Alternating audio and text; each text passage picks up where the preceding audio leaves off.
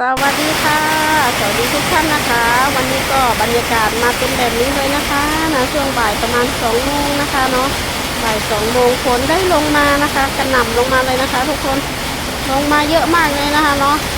โอ้นะทั้งลมทั้งฝนนะคะที่ไหนตกกันบ้างเนาะที่เชียงใหม่วันนี้นะคะเป็นประมาณนี้เลยนะคะเนาะตกลงมา2-3 รอบแล้วนะคะวันนี้นะก็รักษาสุขภาพกันด้วยนะคะเพื่อนๆนะนี่นะคะตกลงมาอย่างนี้เลยนะคะไปไหนก็ลำบากนะคะถ้าฝนตกเยอะเนาะก็ระมัดระวังกันด้วยนะคะเดินทางให้ปลอดภัยทุกท่านนะคะ